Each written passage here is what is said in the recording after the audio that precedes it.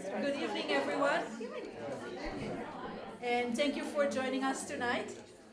So today we are celebrating making and fabrication for the liberal arts, and we'll see that we will be discussing technologies that really make an impact across various disciplines, across the liberal arts. They make an impact on the humanities, on the social sciences, and the sciences, but more important than celebrating their impact on certain disciplines, we're really celebrating the new forms of collaborations that new technologies enable and foster across campus and in industry in order to generate innovations. So today we have 6 speakers with us. We have industry guests, and I'm very happy to have them. Thank you, Alex and Therese, for joining us. And we have speakers from academia from across campus. And what we're going to do is we have 6 speakers. Each one of them will present a recent project that they're working on, or a collaboration, or a process for innovation using these technologies. And we'll introduce the next speaker. And after we have 6 presentations that are really very different from each other, but allow us to explore the scope of and the impact of these technologies, we will move on into a discussion. And the hope is really to engage with ideas and questions and suggestions and thoughts from across campus and across disciplines to think together how we can continue and innovate using these technologies and really impact the way that we teach, the way that we learn, the way that we study different topics and aspects. So with that in mind, I'm happy to introduce the first speaker, Dr. Alex Sayer from HP Research. Thank you.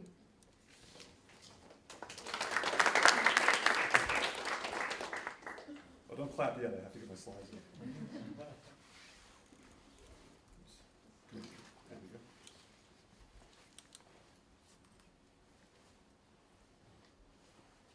All right. Yep, that's still me. Cool. So I guess we each have about 10 minutes. So as Orit said, thank you for hosting us as well. Orit's been a fantastic host today, and we had a great time yesterday looking at a lot of the projects in her lab as well. So I'm Alex Sayer, a PhD from University of Washington in Human-Centered Design and Engineering. And what I'd like to talk to you a bit about today is some of the work that we're doing in our Immersive Experiences Lab at HP Inc. Last year, HP split into 2 companies. I work on the consumer side more. That's why it's called HP Inc., separate from Hewlett Packard Enterprise, different company. And she mentioned I'm the senior manager in that lab. There's 4 labs in the office of the CTO. And so that's really great. As an industry research lab, that means I report to the head of the lab, who reports directly to the CTO of the company. So our work has a lot of visibility and a lot of interest more broadly. First of all, I always like to quote Ross Perot's running mate, Admiral Stockdale. Who am I and why am I here? What gives me the right to be able to talk to you all from up here? So 4 degrees from University of Washington, starting with art history and technical communication. So that was arts and sciences, liberal arts degree combined with something from the College of Engineering, University of Washington. Later got a master's as well, and then more recently a PhD, and I won't go into all of this except to say that clearly I'm some sort of mercenary or something. So most recently, working at HP and really enjoying that, working in an industry research lab. And HP, so this has been really helpful for me. This is what HP Inc. considers their vision and their mission. If you ever visit headquarters in Palo Alto, you'll see this printed on the wall, but the size of this entire wall. So they really mean it. You know, if you're going to print it, I guess you must mean it. This is important too because you see this distinction between technology and people in here. So creating technology that makes life better for everyone everywhere. Engineer experiences that amaze. This is great for us because HP as a company is really good at innovation and invention. They've been around since 1939. They like to style themselves as the original Silicon Valley startup, which in a lot of ways is accurate, honestly.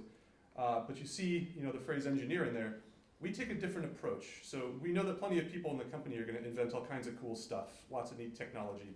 That's fine. We're more about the experiences and making life better for everyone everywhere. And that's what our particular mission is about first, is understanding people and their practices. Something that I emphasize every time I talk to people internally, externally, wherever I go, because this is actually a little bit surprising to see inside HP. Usually it's something where we say, we know that we can put blood molecules through an inkjet nozzle wherever we want them. And that's really cool. There's some really useful applications for that. But instead of starting with technology, our lab starts by trying to understand people, who they are, what they do, answering questions more like, Yeah, but so what? And why and how? What should the future of technology look like if we start with people in practice? That's all a lot of nice flowery language here, but let me show you a bit about process, as Orit mentioned. And then I'll talk about a little project example briefly in the time that we have. So we have a very diverse team. Our lab is about 14 people, including myself, another senior manager, and then Mirjana Spazojevic, who's the head of the lab. So we've got people who have fine arts backgrounds. We've got someone who recently completed a BFA in jewelry design at RISD, for example, who does not have an advanced degree, she has a BFA. Then we've got people with PhDs in computer science, biomedical informatics, very diverse team. And when I started in the lab, one of the first things I had to do was help everyone understand that they were all important to the lab, regardless of their background. And in fact, the diversity of backgrounds is very important, whether it be from liberal arts or from even hard sciences or what have you. And so I eventually got tired of drawing this on a whiteboard over and over, so I just made a slide, as any good corporate person should. You know, put it in PowerPoint, it's real. So I always try to explain, look, we draw inspiration from our unique perspectives. We're all different. We come from different backgrounds. And part of me is that art history background, so if you want to talk about Jasper Johns for a while, I could do that. But part of me is also the technical communication engineering background, so if I see a typo in a commercial, it just drives me crazy. That's all in there somewhere. But that's me, right? And I'm also trained as an ethnographer, as a qualitative researcher as well as quantitative. So that's why I put this thing about sensitive observation. And then what we try to do is, as I said earlier today in Orit's class, is check your ego at the door and think about it as uninformed curiosity. And that you know something out there is interesting, but we need to explore it further, but you don't really know a lot about it yet. So just be sensitive to that. And then we go through a number of different processes, a number of different research styles and methods to get to the answers we want. We use design thinking processes. We iterate and refine quite a bit. That iterate, refine, do more research is really where we spend a lot of time. And then eventually we do something from it. There's some sort of product. Maybe it informs a business decision. Maybe it's an entirely new kind of product. But let me talk a little bit about taking that process and putting it into action with something that we call Jetty. What you see on the left there is about $5 worth of stuff. It's nothing special, right? This is what you'd call a very low fidelity paper prototype. In this case, it was just plastic pipe cleaners. There's a USB cord pipe cleaner hanging off the bottom. And what you see is a 3D printed house that's got real-time weather projected over it inside this snow globe thing. And ever since we first, this has become colloquially the snow globe in my company. Our CTO has one on his desk. He's actually had one for 5 months. He's the longest standing user of one of these things. So I have to check back with him about his experience, but he had some good things to share a few weeks ago. So what I'm showing you this for is we had this design thinking workshop where we said, we would love to do something with this concept. This was all driven by a really simple idea. How can we help people feel connected without being connected? So instead of having some sort of live, two-way, 24-hour-a-day video conference thing in your kitchen so that your mother-in-law can see you when you're getting coffee in the morning, and maybe that's not so great. Maybe we should try something else. Maybe we should step all the way back and say, what if we put something in people's homes that they can't interact through, but could interact around somehow? What does that even mean? And I'll show you what the purpose of it was in a second. But from this very basic low-fidelity paper prototype to the finished product that went on into 10 people's homes, that took us 8 weeks. It took a lot of person hours in there, and took a team of 2 to 4 people working full-time, in some cases a bit more, to get from left to the right. But we got there. And let me show you a little bit about what it looked like to get there. So, you know, you've got all this brainstorming that goes on. We like to do sketches and concepts and storyboards up front. Did a lot of physical prototyping. First we had like prisms and things, because we've all seen the videos on YouTube of making holograms with your iPad. That was cool, but it didn't quite work for what we wanted. And then eventually, at first my team, I don't think they quite understood that they'd have to actually build 10 different things, because we wanted to go to 10 different people's homes. And, oh, that's okay. I'm from Silicon Valley, man. That's totally, totally normal. Okay, good. And so, yeah, what you see here is we had to 3D print the houses. And in fact, I'm going to jump to this one, because I'll explain what we did. So this is all about trying to help people feel closer to one another somehow. And the research question was very qualitative and emergent by nature, which means we just wanted to see what would happen with our informed thinking about why we made this particular research product, this particular design probe. We had some ideas about what might happen, but we weren't sure how people would react if And what we did is we went to 10 people's homes in the Bay Area, 5 older adults paired up with 5 of their adult children. They were all living apart at this point. And so the older adults got a 3D printed copy of their kid's house, and vice versa. The adult children and the grandkids got a 3D printed copy of like grandma and grandpa's house. That's one part of this. So they got the house, they got real-time holographic weather displayed on top of the house, so you could see like leaves blowing by, or the sun shining, or the stars twinkling. And there's a reason why it was weather, and maybe at dinner I can tell you more about that. And then the third thing is, if grandma and grandpa were at home, the light would be on in the house remotely. If they left, the light would turn off in the house. So there was a sense of presence if they were there or not. That's it. There are no buttons, there's no speakers, there's no thing you do through it. Everything occurs around it, maybe through communication channels they already had.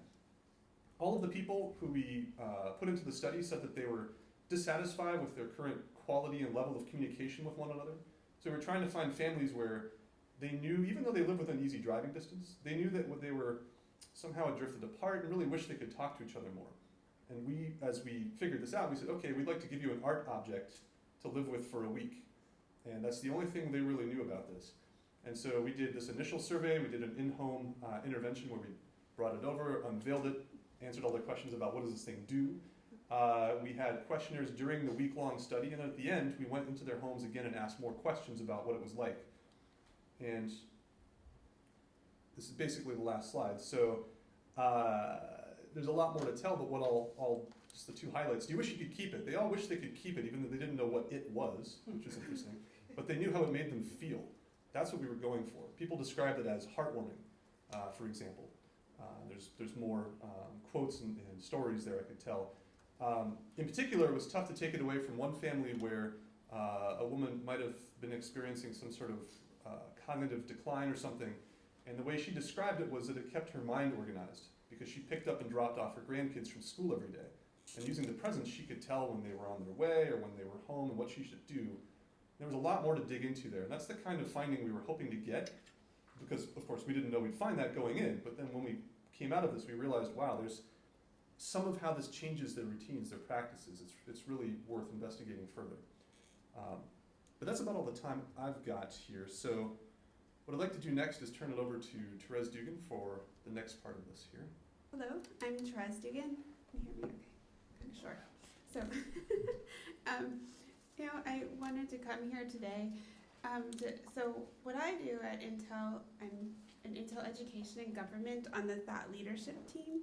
And a lot of what I do is all around child-computer interaction.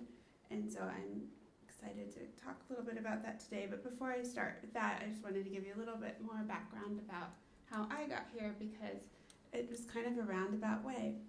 I really started out with a real traditional fine art background, and then I took a lot of photography courses in anthropology, and I got my degree in theater and film from the University of Kansas, where I really was trying to create a more cross-disciplinary program for myself. There I also took a lot of classes in research, and then I was really interested in documentary film, so then I got a degree in documentary film, which led me to get a job in working for PBS in Oklahoma. And then from there, I was really interested about how people are learning from interactions with television, so that led me back to getting my PhD in learning science and human development, which comes out of the School of Education and Educational Psychology. And there I worked on a $25 million Science of Learning grant called the Life Center, Learning in Informal and Formal Environments, between the University of Washington and Stanford. And we were really interested in how people learn socially. And I did my dissertation on how children learn from interactions with digital media and technology in their home. And I followed children for 2 years and all of the different things that they did, which led me to creating the new conceptualization of co-viewing called joint media engagement. And that led me to working at Nokia Research Center and with the Joan Gens Cooney Center on Sesame Street. creating new interactive and augmented reality products, and then doing some of the first research on touchscreen interaction with children under 5. And then after leaving Noki Research Center, where I did my postdoc, I opened my own consultancy where I also worked on projects working on creating tablets for kids and a lot of games and educational games for PBS kids. So then that leads me now to Intel, where I am on the education and government team. We create laptops and tablets and science products that we sell to governments and educational places around the world. And I also work on creating smart toys and games for kids and helping my company understand Maker. And what does that mean? So, making sort of at the core of our human experience. And so, from the first flint tools to cave drawings to like modern labs and wearable technology, that we just have a driving force as humans where we just want to make things and share them and help other people from the things that we make. But what do we mean by making? Because making can be making anything. It could be making food, it could be making art, it can be making products. So, I spend a lot of my time trying to educate my own company as well as others around, like, as an educator, how do people think about making? So,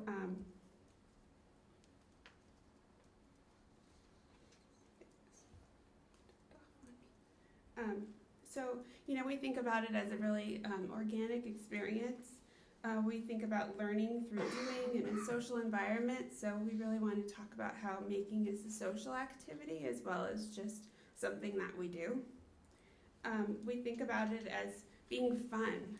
We really want it to be a fun, playful experience where you can create, that can be sort of project-based, or you can do little bits and projects to make something, or you can try to solve a greater problem. We also talk about how it can emphasize new and unique applications of technologies and encourage innovation and invention. So it really helps us, build our creative problem solving and skills like that, and inspire young people to be interested in STEM-focused careers. So these are the things that we think about when we think about Maker. We also, when we think about designing Maker products for kids, we think about, the children that are using these types of products aren't necessarily the people that are buying them. The adults are buying them, so their teachers, the parents. And then the purchasing models are different, whether you're designing something to be used in a classroom or something that's going to be a consumer product.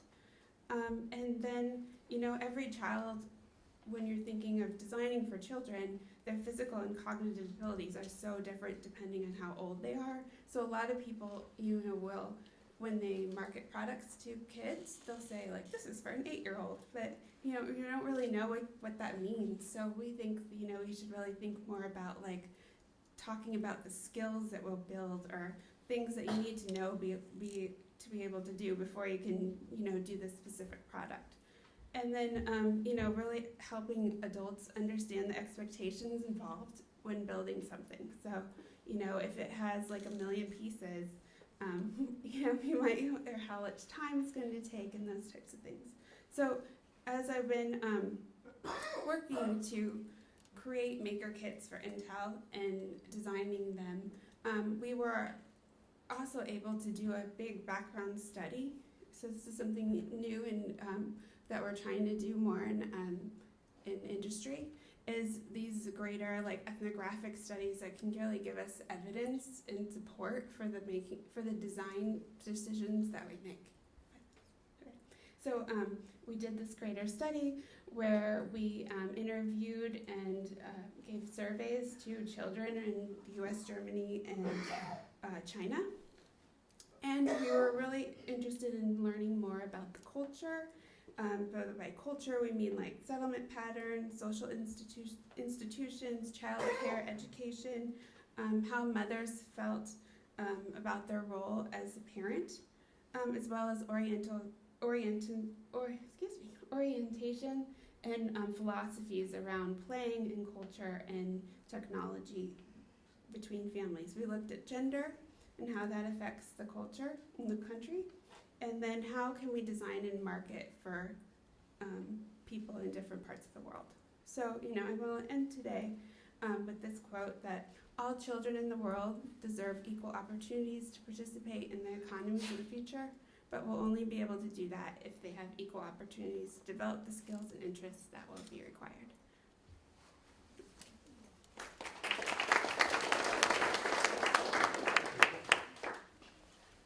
And next I'd like to introduce Jordan. Hi, I am very excited to be talking about this stuff today. Have been at Wellesley for a little while working on these sort of maker activities that you'll be hearing about today and that a lot of you saw in our showcase earlier. Thank you for coming to that and thank you for coming to this. It's a project that's really important to me, and I think it's really important to the educational process, and it will only continue to become more important. I spent so much time thinking about this, I didn't spend any time thinking about myself, so that's all the introduction you're going to get from me. So I will be talking about this project that I supported and supervised in collaboration, heavy collaboration with Ruth Rogers from Special Collections and Catherine Ruffin from our Book Arts Lab, both of which you'll see in this presentation. But before I get into that, I wanted to talk a little bit about, I've been trying to figure out sort of what is making and what is it, especially for liberal arts in the context of Wellesley College. And I thought a lot about sort of innovation in technology and where it was great to hear you talk about humans, people, and things like that, because where are the humans intervening in technology these days in age of automation? And I thought about making as perhaps sort of the glue in between technology and information and the human body. It often involves fabrication of some kind, producing a physical object to sort of supervise that relationship between, or to guide that relationship between the human body and some sort of acquisition of information. I like to think a lot, especially in the context, of course, of Wellesley, is the scholarly application, starting with a concept and thinking about how students here can access those concepts. Accessibility is included on this list here. Designing ways, new ways for more than one sense to acquire this information. So can we touch it? Can we hear it? Can we see it? Can we smell it? Can we taste it? Different things like that. Can we fabricate those experiences? Can we guide that experience using technology? And it often involves graphic design, industrial design, but also practical skills are a huge part of this as well. And I think about things like VR being sort of heavy on the information side, but it is somebody fabricated a little device that straps to our head, and now we have a totally new way of experiencing places halfway across the world, which some of you may have playfully done at our showcase before. So the project, how this project fits in with that, I'll talk about sort of what went into this project to hopefully describe some of these things. The project is, you see on the left a book that's a part of our special collections that was originally printed in 1514. You see the little piece in the center there is then replicated on the right. And the proposal was, can we create a woodblock essentially, and recreate that exact woodblock for our students to use to learn how that book was produced.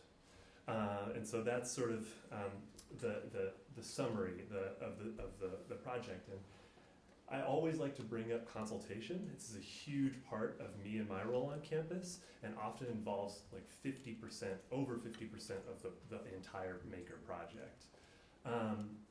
it's a process of talking to whoever's designing the course, whoever's involved in the course, and asking them, what essentially do you want your students to accomplish? What are your goals for the course? What are the learning outcomes? In the case of this project, it was a hand-printed book, how hand-printed books were produced and used, and acquiring the skills to read the book as a material object. It will become pretty apparent how the project connects conceptually with those goals, but also thinking about and getting everybody involved in the project to understand the time commitment. Oftentimes we will go into a class supporting a project like this, and the students will only have a 20-minute workshop, but there are sometimes years of work, months at least, that go into these projects. And so all the communities who are contributing to this at the get-go should be at least vaguely aware of their participation. I really always emphasize documentation, and you'll see some pictures which are almost all screen captures of video that we took of this entire project. And I always try to document the project as thoroughly as I can. Sometimes it's built into the project, as you'll see with maybe some of the other projects later. But you never really know what is going to be useful to you about a project like this. Maybe not until later, maybe not for years from then, you'll be able to look at the documentation and discover something in retrospect, which is really, really important. And it has been really, really helpful for these types of projects time and time again here at Wellesley. And always thinking about how it's being presented. Wellesley has this phenomenal, has these conferences that students can present this work. I think there's more opportunity to present these type of maker projects at these types of conferences. And you'll see there's lots of collaborations that come up, budgetary considerations, things like that. But then when you answer all these questions, you usually can establish some type of timeline. When do things need to be accomplished? How much time is going to be involved between now and then? And so what that looked like for this project is it started with data collection. And unfortunately, I only got to do that once because it was so cool to interact with a book that was produced that long ago. I got to take pictures of this book and fortunately, I said unfortunately the first time, one time was enough.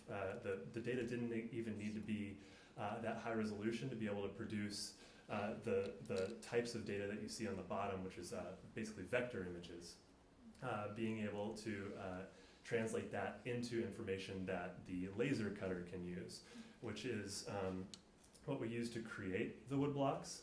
And that's one of the wood blocks that just got passed around the room there, being fabricated in Wellesley's engineering lab.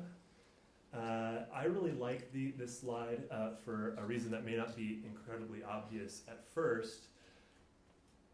It's a big tool that was purchased perhaps with the original intention of supporting an engineering workflow. Producing mechanical pieces and creating parts for things and very precise measurements. And we have this very sort of humanities object injected into this machine. And I always love to see these objects sort of, these tools being used in an orthodox way. Here, the woodblock on the bottom right is being used to print, and I brought one of the prints. I'll pass it around in a little while. And again, you have this sort of technologically produced object being inserted into this sort of timeless tool. Well, it has been around at Wellesley since the 40s. So I also like this slide because this shows making that's been done for over 60 years here at Wellesley. It's just very different at this point in time. We have different tools and different technology, but they can still collaborate with the types of making that's been happening here for much longer. And then we have our finished product here, and that's a quote from one of the students in the class. It was clear that she was learning perhaps kinesthetically through the process, which was a phenomenal thing to hear. Almost all the students had rave reviews about this project, the class in general, but also this project being a part of the class. And finally, this is my last slide. There's two important things that I'd like to point out. This is sort of all the different groups and communities that contributed to this one project in the center. I threw 3D printing out there off to the left because that's how all this started. Catherine Ruffin basically came to me and said, I would like to be able to reproduce wood blocks from pictures, and I think 3D printing can do that. Well, we tried and we failed so many times. It was really, really hard to make a 3D printer produce something that's precise. And but it's still important because we were researching this new technology at the time. 3D printing was new to us, and we were sort of pushing the envelope about what technology might be relevant here in an academic context. But it inspired this like really much larger project that continues to be really important and offer students a different way of learning. The other thing I'd like to point out is the center circle there. You could take any of these projects that you hear about today or saw out there in the showcase and sort of place them in the center, and all the communities around it would change. One thing that I do notice is when I sort of create this little exercise for myself, I often see just one humanities discipline sort of in the center there. And you will hear about one project where the art history and the classical studies are collaborating, and the class is benefiting, and both disciplines are equally benefiting from the one project, perhaps differently benefiting, but they're still in conversation with one another. And I think that that's when the communities around the project, when you have multiple disciplines sort of in the center there, the communities around it get really wacky, and their family tree becomes much larger, and you suddenly start pulling in really disparate places on campuses, and the concepts become really interesting. So a lot of work to do there. Thank you very much. I am introducing Brian Burns, who will be presenting next.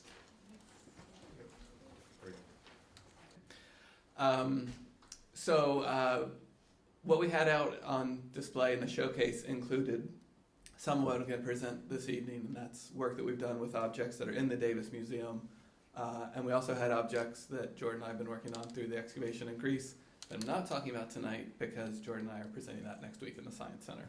So if you got to play in the VR version of the excavation, then come next Wednesday and you can see even more. I hope everyone knows and has been to the newly reinstalled galleries of the Davis Museum. And as that work has been, the work leading up to the reinstallation over the past 2 years, that gave us a new opportunity for unprecedented access to the artifacts as a way to do research. And together with my colleague Kimberly Cassabry, we decided we wanted to take advantage of that through an academic setting.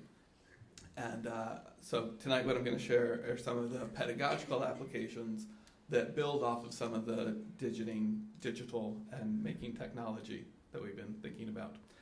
So Kimberly and I taught a great seminar called Antiquities Today, and this included many field trips to area museums in which we considered the display of artifacts, how they were presented through conservation, different kinds of exhibition, in various settings, and it was very important for us to consider the actual objects and their physical presentation. But we also had opportunities along the way where we saw how technology was being introduced. So on the right is an example of the polychrome decoration of this temple being projected onto the side of the temple from Dintur in New York, now in New York. And one of the questions that we were asking throughout the semester was how were online presentations, how were supplemental materials that are so often now in museums and through web presentations, how do those create different opportunities, and what was that difference? So we had that as one of our leitmotifs along other sides of consideration. Now, when I say that we wanted to think about incorporating 3D models into this kind of conversation, you might think we would do this, which is to say, look at all the great models that are out there from major institutions like the British Museum, where we can now consider the three-dimensionality of different artifacts that, of course, are in London and that we sadly could not take a field trip to. And that is indeed a great way of considering the true form of these artifacts. Their three-dimensionality is an important part of how they were viewed and used in antiquity. But we also had the opportunity to consider the Davis objects themselves in new ways. And so with a select group of objects and lots of time spent by Jordan and Craig Urim and our NAP technology interns, Kaylee Cox and Melissa Liu, we were able to create these models through a couple of different techniques, which involved the handheld laser scanner, seen in action on the left, and photography, seen on the right. And just really briefly, I will explain that photogrammetry is this great way that you can build a three-dimensional model through a set of conventional photographs. So if you have the right number of photographs taken from diverse angles, ideally under controlled lighting and background settings, you can create these kind of models. The various objects from the British Museum, most of those models were created by photographs taken in the galleries. Whereas we at the Davis were able to take things and turn them all this way and that. So we have, I would argue, higher quality models. But the point is there's a lot of flexibility in how you create these different objects. The laser scanning is, again, probably superior to photogrammetry for most of these small objects because of the fine level of detail. So with this handheld scanner, which we've also used in Greece, it's been all over and survived all kinds of conditions, we get these models that have an accuracy up to 0.1 millimeter. So if you can get the lighting correct and the color correct, you can really create photorealistic models that let you see things from new perspectives and in much greater detail. I'm just going to run through a couple examples of the potential and actual uses of these models compared to other forms of representation. So on the left is a photograph, and on the right is a technical drawing of a faded but very interesting vessel in the Davis collection. Interesting as much because of its modern history of collecting as for its ancient past. But this is typical of a certain type of decoration on 6th century vessels where, if you can make them out, there's a series of animals. So there's a leopard and a duck and a goat. And they are represented in this way that most of the figures are there, but a lot of the actual details has faded away. And I don't know if my little movie's going to work. I've got a couple animations. First of all, compared to the technical drawing, there's a whole scholarly convention to the way that artifacts are represented in black and white drawing. And that means that when an archaeologist looks at this, she will immediately have the sense of the whole form. So there are indications of its profile on the right side of the drawing, and details like, there's my movie, it's not going to work. Okay, great. Details like the bottom decoration, if you see those concentric circles, how they're partially represented on the right, that's part of the convention. And we can also, with our model, if it keeps churning away, zoom in on some of those details, and you can see perhaps better that surrounding the goat in the top panel, there are many rosettes that are filling up the space, and that's an important aspect of the approach to vase painting at this time. So that's a way that just dealing with a photograph, you cannot see the details. The drawing shows us that, but you have to understand some of the conventions, and there's a whole sort of language to that. I feel like the model is somewhere in between, and it also lets us simulate the mobility of the artifact. Really briefly, here are two objects that students worked on in our seminar. The head of a goddess, which some of you saw the model. This is a great piece because one of the things that Emily Mullen considered with it was the best way to present it in a gallery, and how to deal with this problem that when you see this sculpture from frontal and very frontal perspective, you notice that it's not symmetrically carved. This is designed to actually be seen not face to face, but from a different angle. And with the model, she was able to see that it's not just a factor of turning it to a side, but that if you're looking up at the sculpture from below, that you can actually, it doesn't matter where you are standing, you get more harmonious perspectives on that face. So she could do that by manipulating the 3D model. Similarly, and even in more depth, Margaret Justice's study of the head of the Emperor Septimius Severus let us consider a couple different aspects of its current state, and not just through display, but what kind of conservation this piece deserves. The whole chin, the beard, and the nose, this is all a restoration.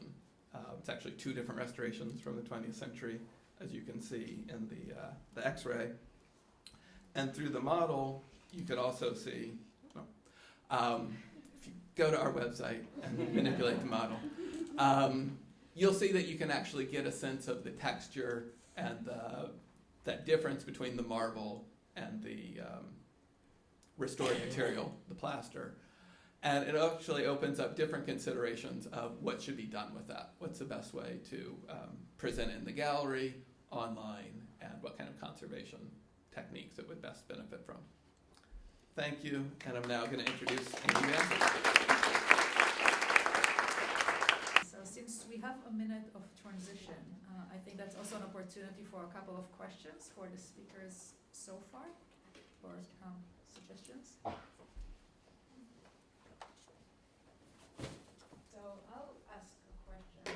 My question would be, how do you see, are there any similarities between the process that you apply in industry to the process of collaboration that happens inside an educational environment? Yeah, I don't know if it's that different. I really appreciated the map you showed of just how many touch points there were across groups. That looks like almost every project we do, honestly. It's very similar. And maybe I'm biased because I studied collaboration for my dissertation, but it just permeates everything. And yeah, I could have shown basically the same slide, but with slightly different names and stuff. But it wouldn't happen. It happens exactly the same way, I think. Just across groups, it's vital. Hi everyone, I'm really happy to be here. So I'm Amy Banzart. I'm the founding director of the Wellesley Engineering Laboratory, and I'm the engineering presence here on campus. And it's probably not surprising that engineers make things on campus, but what might be surprising to some still is that engineering exists on a liberal arts campus at all. And so I wanted to touch on that. Why do we have engineering here at Wellesley? And the reason is because at Wellesley and many other places, the lens for engineering is that engineering is science applied to serve society. And when you look through that lens, all of a sudden having engineering on campus makes a lot of sense. It also makes a lot of sense when you think about what a liberally trained student needs to understand about the world. We've produced a number of secretaries of state. We might have a president real soon. And there's a lot of technology that those women need to manage in those roles and in every other possible discipline you can imagine. And so what I get really passionate about in this work is those intersections. To give you a little context, about 40 students per year study engineering with me, generally to broaden their liberal arts education, and about 3 per year are trying to pursue engineering as a discipline, either preparing for graduate studies or through a double degree with either Olin or MIT or partners and doing cross-registration with them. Here at Wellesley, students can take 3 classes with me and 1 winter session trip every other year. And I'm going to tell you a bit about the 3 main classes. In Engineering 111, which is Product Creation for All, students learn about product design, creativity, reverse engineering, manufacturing, thinking about human factors, and product design process in general. And all my classes are very hands-on and project-based. So here we work with a partner, Community Rowing in Brighton, working with their para-rowers, so rowers who have cognitive or physical disabilities, and making sure that we can provide technology that helps rowers be more independent and or safe on the water. So an example of that using digital technology is rowers use the pontoons you can see up on the top left to keep their boats more stable. Those pontoons are hollow fiberglass and they get holes and they fill with water and they're less effective. So we worked with Jordan to make a scan of the pontoon and then made a 3D model of the pontoon with that scan that allowed us to make a 3D model of a mold. And then we used the mold to pour in a closed cell foam that would not sink, and made a prototype that way. The mold was made using our 3D printer. If we needed to do this using mold making techniques, we would have to have worked in a whole different level of discipline than we were able to do this much more quickly. And I'm, unlike most of you showing one project, I'm showing a whole bunch because I couldn't pick one. In another project that you hopefully saw out in the showcase, a device to help para rowers have a more ergonomic, more powerful stroke, and have a very flexible change in the setup for different rowers. So we found that the prototype we were making wasn't good enough just by prototyping. We needed to be able to use a solid model to help inform the design process. So we made a solid model that is fully animatable, as well as able to do analysis called finite element analysis on it to understand the internal stresses and strains. Like you can see a bike frame there that had FEA on it, so that you can really understand how to make sure you're not making a device that's going to fall apart while a rower's using it. I also teach Engineering 120, Making a Difference Through Engineering. And in that class, students explore how people in developing countries can use technology to improve their livelihoods in a meaningful way, and the ways in which we often create technologies that are highly problematic and don't work well for people, and looking at those intersections. We work with community partners primarily in Nicaragua. So what you can see here is an initial project where students made LED lanterns. I gave them a battery, an LED, and a resistor. They had to size the resistor and pick the right one. And then they made their lanterns entirely out of found materials, including a switch, and then had to take a little pop quiz using their lanterns. If the lanterns didn't work, too bad. My class is mandatory credit non, so it's not as neat as it sounds. And so students learned a lot about starting to think about limited resources and the ways in which people engage with technology at a very personal level. Later on in the class, students design and build and test cook stoves and learn just how hard it is to make an actually efficient, good cook stove. Some final projects with our community partner in Nicaragua include an improved biodigester, an improved methodology for constructing a solar cooker stand that's made in the community, and a better way for capturing rainwater so that a community that's has very limited water can use all of the water that comes down on their roofs. In Fundamentals of Engineering, students learn about the big ideas of engineering in a very hands-on, accessible way. And some example projects. So we work a lot with the laser cutter that Jordan mentioned, and he may not know just how excited I am when I get art students or students across the campus. I'm not looking for just future engineers in my studio, for sure.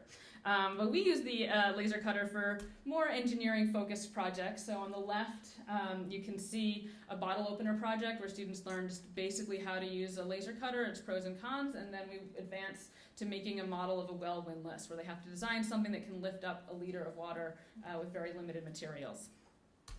We also learn to use Arduino microcontrollers and use those controllers to control Lego robotics initially.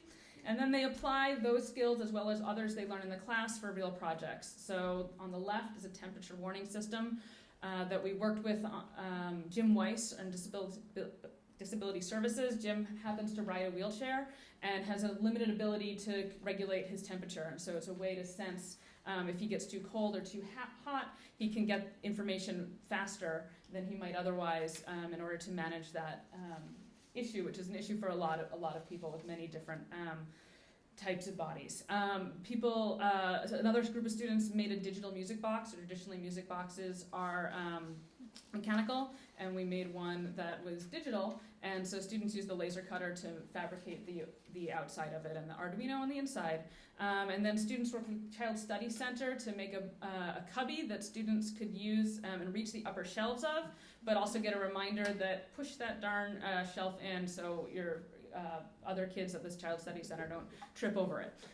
So a wide variety of projects.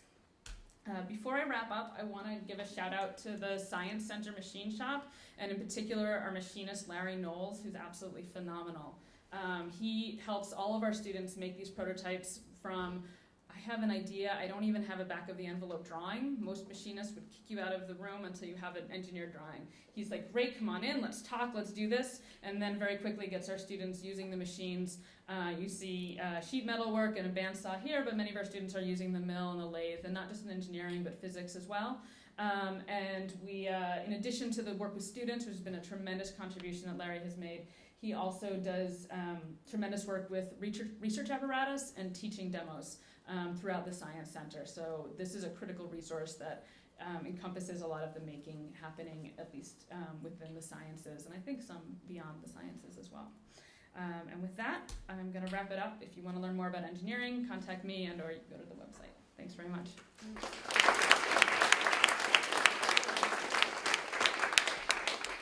now I'm going to hand it over to David. Presentation. So I just wanted to follow up what Amy said about Larry and how he supported everybody. I'm going to show you a bunch of student highlights from the past, I guess, decade that I've been here.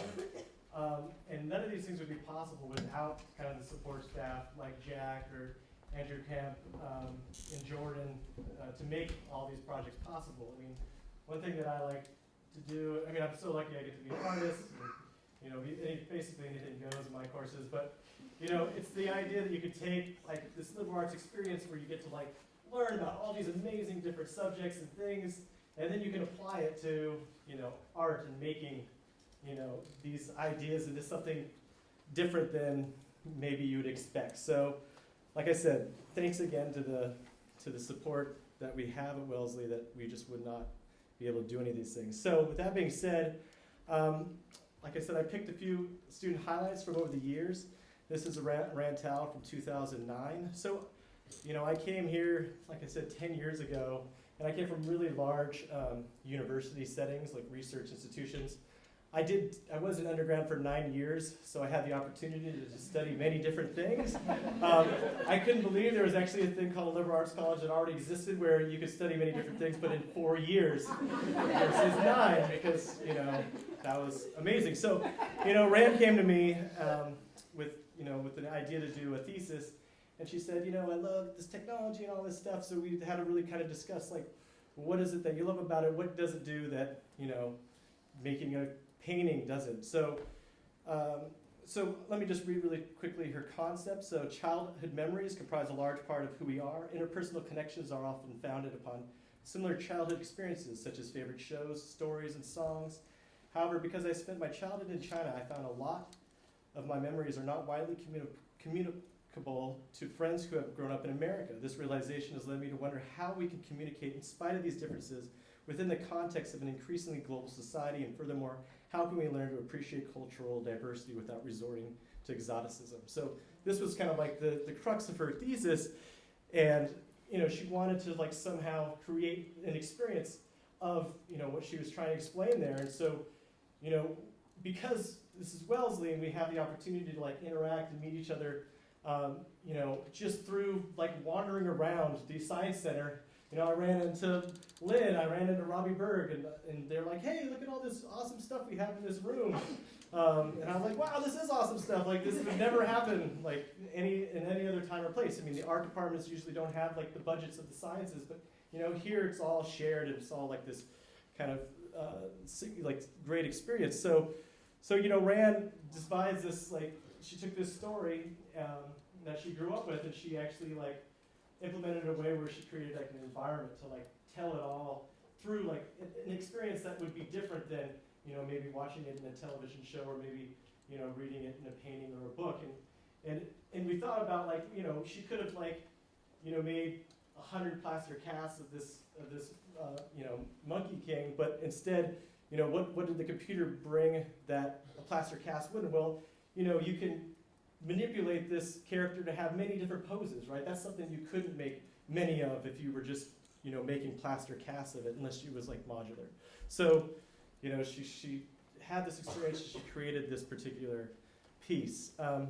This is from 2012. This is Rose Haight, who used to actually work at LTS up until very recently, right? So she had this particular thesis that she wanted to explain, and I'll just quote it here. Driving in the deep plain surrounded by a boundless plain of land and sky that demand awe, I'm aware of a profound feeling of endlessness. At the transitional moment between night and day, when the sky is filled with such a deep, bright blue that all the air appears saturated with it. and the uninterrupted horizon turns into a black silhouette. You can claim to see the curvature of the earth. This particular moment has been among my most unforgettable, sublime experiences. It is an experience that words, images, even film does not have the capacity to translate. And then she goes on to say, you know, maybe I can do it this way. So she actually built and fabricated another kind of installation experience where she actually went out to Nebraska and she, you know, captured these with her dad driving with her, like the camera hanging out of the car to like, just like physically try to take and absorb this experience of driving. And then, you know, thinking about like artists like James Turrell and artists that kind of like create kind of experiences that aren't necessarily literal and kind of try to convey like that sense of being that she was able to, you know, kind of describe in words and how that translated.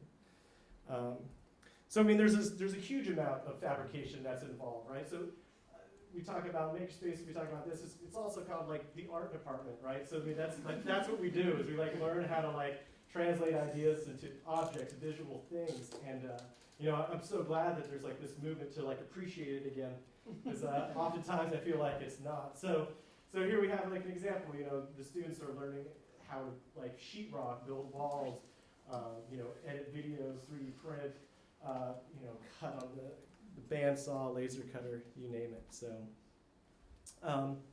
this was a course that I taught called a seminar called Collaborations from 2011.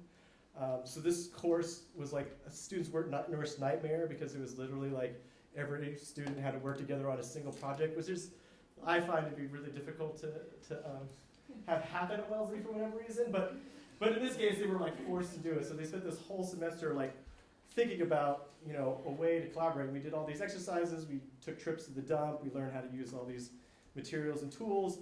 And this is what they came up with in the end. So the title of this piece is called Eye of the Storm.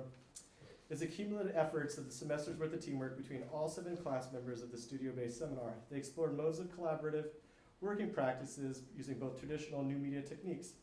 The core idea originated in the desire to recreate a natural environment through artificial means. Individual opinions differed on the approach. As a class, they worked to integrate separate ideas into one collective project. The decision to work with money came from the current economic situations. With Occupy movements voicing financial disquietude around the globe, money seemed a theme that pertains to everyone's lives. Integrated with umbrellas, the financial turmoil turned into a storm. Each student designed her own currency and hand-printed each bill on the Vandercook press with various color inks. So again, using the Book Arts Lab. With this, let each person express their own artistic license while unifying the piece into one central motif, if only the money were really raining from the heavens. So here's, again, these pieces were laser cut in the Wee Lab, and then we worked with the Book Arts Lab to print out, you know, a significant amount of money. And you could see like the variations of like how this piece looked in the gallery over time. And you know, I also wanted to highlight some of the works of, from other courses. This is Spatial Investigations from the spring of 2015. This was taught by Professor Mowbray.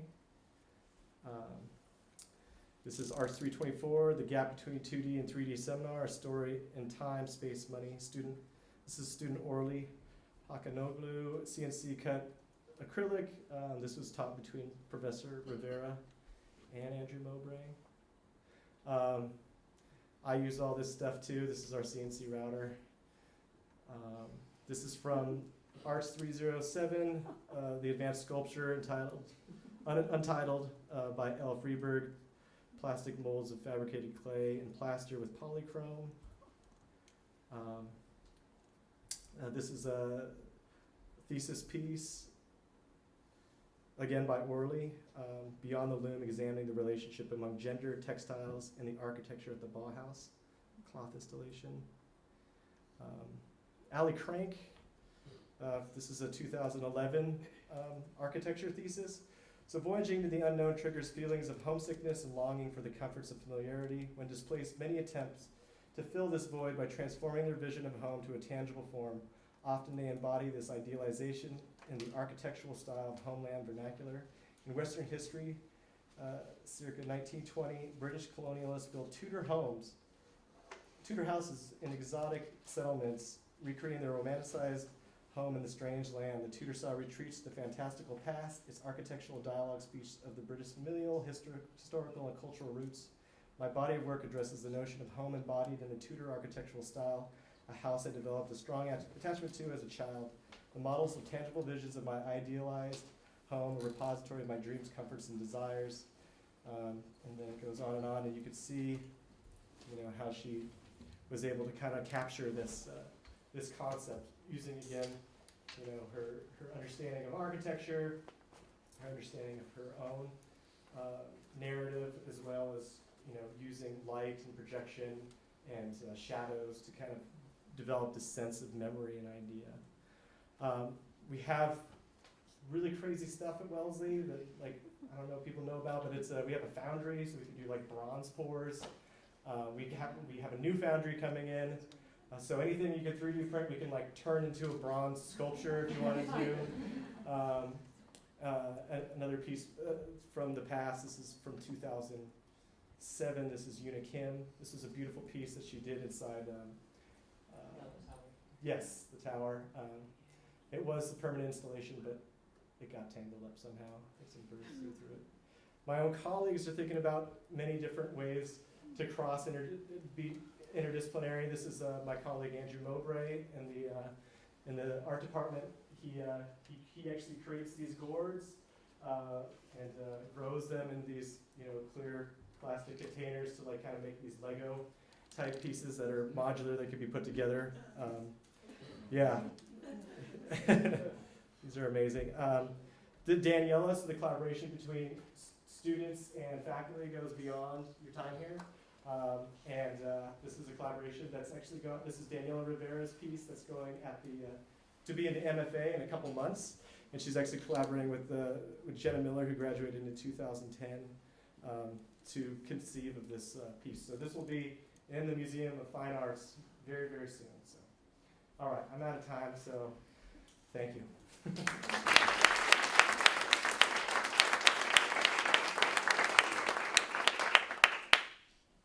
Thank you. So we'll transition into open discussions, and this is an opportunity of all of you to really kind of engage our speakers in questions, answers, thoughts. The idea here is to have an open-ended conversations about where are we going with this new technology, what will be the impact on disciplines in the traditional notion of disciplines, learning, making, thinking, and discovering new areas. You can have the mic, so I'll just help with questions or thoughts from the audience.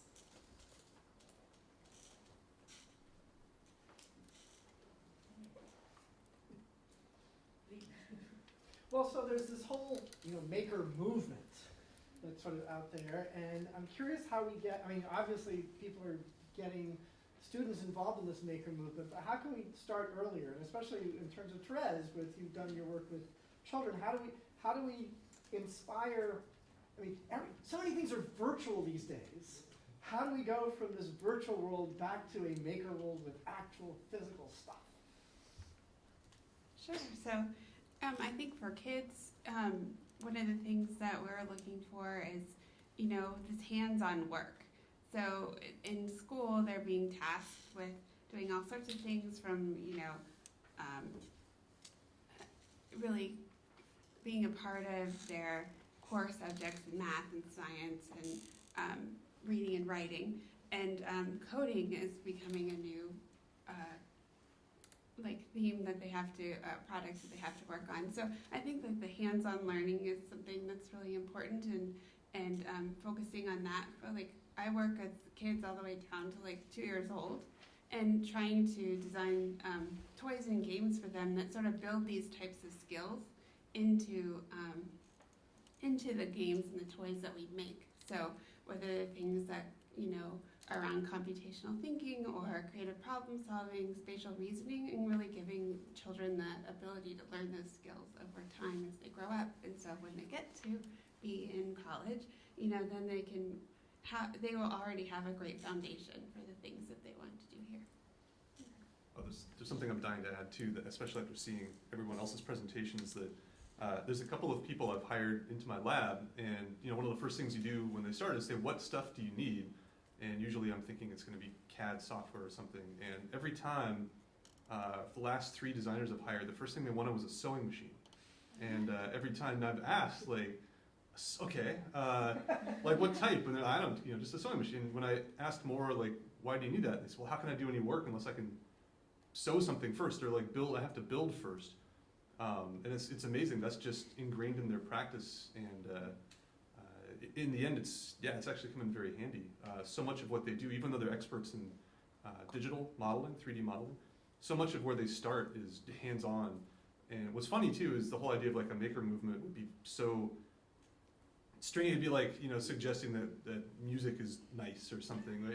It's just so ingrained in who they are that it's not separable, I suppose. So yeah. So I bought them some sewing machines. And I'd really say, and emphasize again that all people are makers and all children are makers. It's just the way that we classify it and the way that we talk about it as people move on and do different things. But I think that everyone's a maker in their own way. I have a follow-up question on the educational products. What's different about the products that are being made today for children and classrooms that couldn't have been made or were thought of differently a generation or so ago? That's a great question. I would say, that there's such a big focus now on coding as one, and this idea of hands-on learning, and really thinking about project-based learning versus problem-based learning, and incorporating that into the curriculum of students, and more like the K through 12. I think like thinking about when I was in school, it was mostly, I didn't get a lot of time to do like real hands-on work to really see how the things that I were doing were relevant into the real world. And I think that a lot of that is being ingrained into the curriculum in schools now. It's like, okay, I'm learning all this stuff. Well, what is it for? Like, why am I learning algebra? How am I going to use that in my life? When am I going to be using it? And you use a lot, but you don't really understand it. So I think like really showing the hands-on and the relevancy of those types of things is a big difference. I'll add that. Testing. I have been talking with a lot of people at conferences who are in similar positions, working with K through 12 students, and it seems like K through 12 is adopting a lot of these methodologies much more quickly than higher education is, and that a lot of younger children are going to start coming here, and I noticed this. It sort of parallels my experience. I still do. I support a lot of video production on campus, and 5 years ago, when I go in to teach a video production class, like an intro to video, students would struggle and they'd have a hard time, and and it would take multiple sessions, multiple hour-long sessions to get them up to speed. Today, I can go in for like 20 minutes, and to teach them like a whole suite of software, and they're coming here much more well-equipped to think about these things, and I think it's our responsibility to respond and with projects like these that you're seeing. So I found that a lot of people seem to think there's a clear distinction between the sciences and the arts. So my question is, sort of like, but so yeah, like expanding on education, this sort of like creates almost a barrier, not just between the two subjects, but also like towards moving forward. And I was wondering, sort of, how you think that should be approached.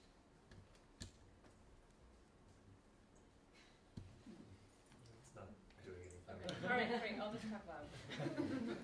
So I actually was just on a panel earlier today where the National Academies of Science, Medicine, and Engineering were talking about this question and recognizing that the intersections between disciplines are where education needs to head is what they're likely going to conclude in a pretty compelling, hopefully, paper in a year or so.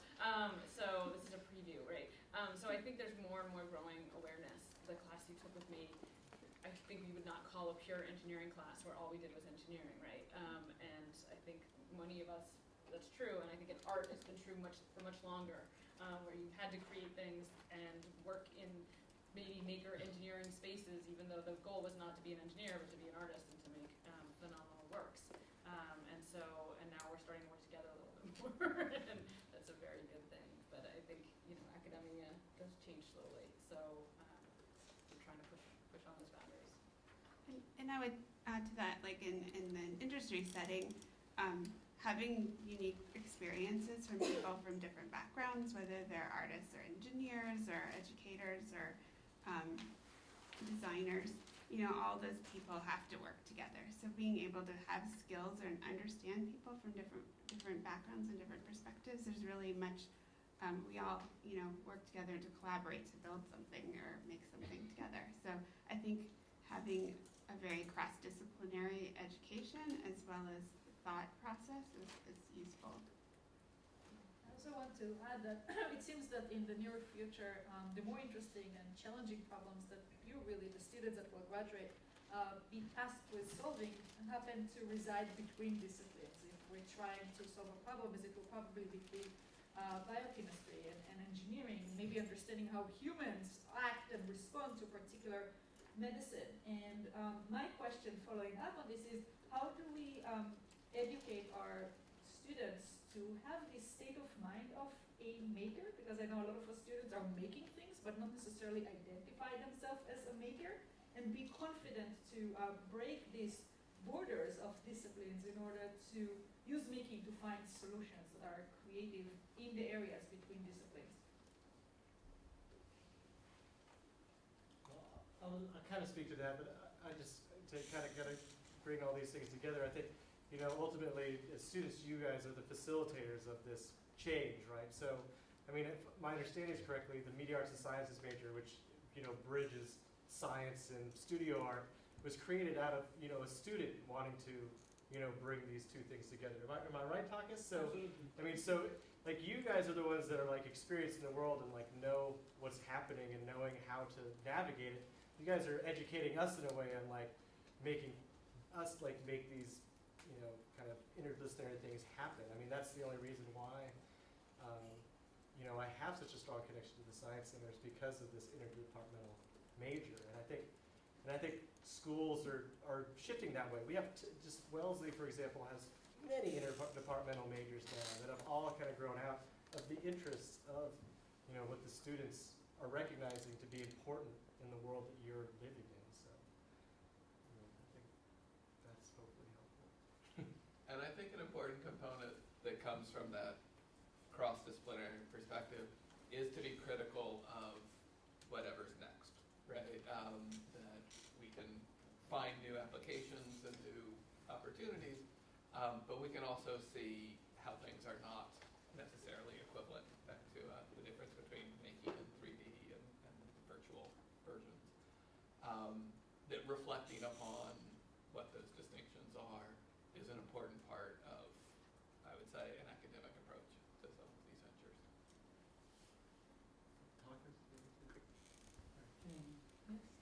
So first, thanks very much. I found the whole thing really fascinating, and the variety of things that you described in what you're doing and what you're producing. Coming from the beginning, trying to get all of these things sink in, I was thinking, where exactly are we going with that? In some sense, it appears as if we're producing some of the professions that, in some sense, have disappeared when you're trying to be a maker of something, like be a woodcut maker would be something that I wouldn't expect that it would be still of interest. Of course, when you're dealing with art, what you're doing is that you're exercising your imagination and you try to come up with things that maybe existed, maybe will exist because you imagined them. However, I don't think, and I would like to comment on that, it's more like a comment I'm trying to make. I don't think we are trying to go back and recreate some professions. Instead, we're trying to make people who are able to make everything, not just a particular, you're not creating a silversmith who only gonna be dealing with this kind of stuff, or somebody who only deals with carpentry, or somebody who deals with iron. But you're training people to have the imagination to do a variety of things, because technology makes it possible to do things faster. Things we used to make in months and years, suddenly we can do in an amazingly short amount of time. So that's kind of an observation. Do I have it right? Is it anything like that? I think that you articulated that very well. I think that, especially in any sort of design setting, like when in work that I do and like project-based design cycle, you know, the way, just knowing how to do woodworking, just knowing having these skills, you know, I might not be a trained engineer, but as a designer and a researcher, I can jump in and do this stuff right along with everybody else.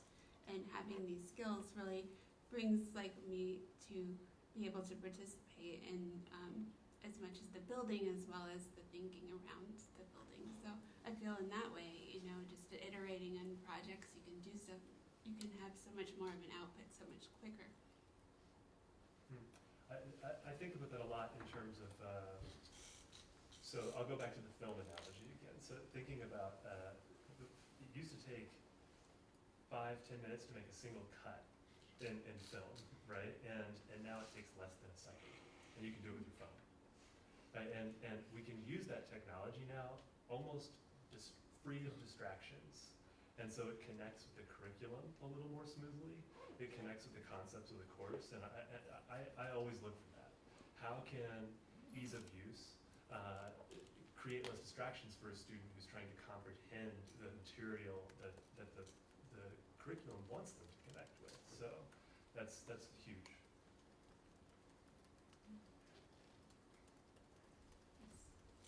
So, like, accepting making as a principle, not just across disciplines, but across human life, like, as just a driving force, which I think is kind of like what we're all coming to, and thinking about progress, what are the ramifications of that? Like, what does it mean if you give, like, a mother-in-law and a daughter-in-law models of their home? What happens if that's in every home? Like, the more that I learn, the more that I wonder about what it's going to look like in like 25 years. And I'm curious about seeing, like, you guys are actually building and doing and making things. So like, what is that perspective rather than just like learning about them, which is where I'm at right now.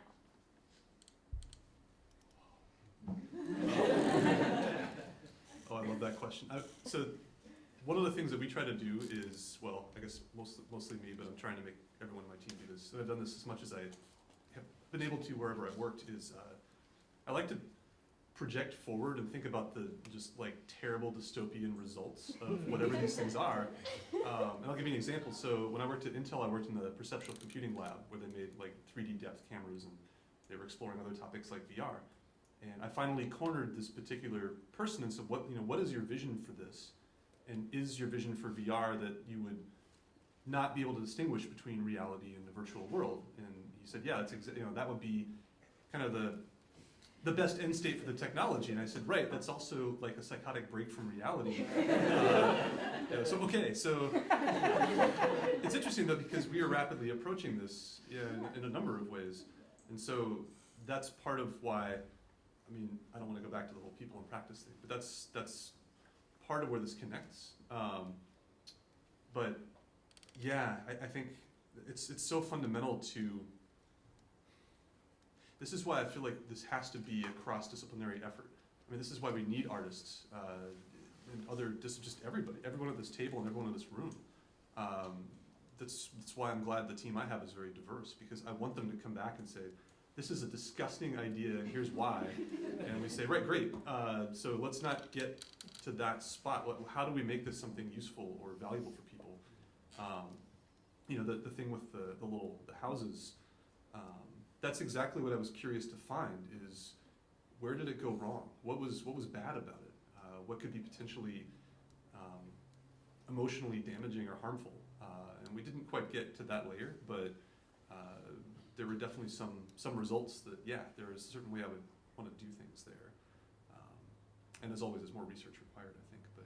But yeah, frankly, this is why we need, say, artists to explore some of these stuff. I mean, I really appreciate what David was showing in the works that he was showing up here. Yeah, it's just very psychologically impactful, I think. And it's our responsibility as designers to think about these things. Building off that, you can also look at the technology as it's a tool that can be used for good and can be used for evil, right? A hammer can be used to murder someone, it can be used to build a house. A 3D printer can be used to print out prosthetic hands that are far more affordable and customizable than ever before. And it can be used to print out a gun that can be very hard to detect in a metal detector, right? Like, how do we as designers try to prevent that, and can we prevent that? And should 3D printers not exist because of the bad cases, even though there's some phenomenally good cases? They're interesting questions.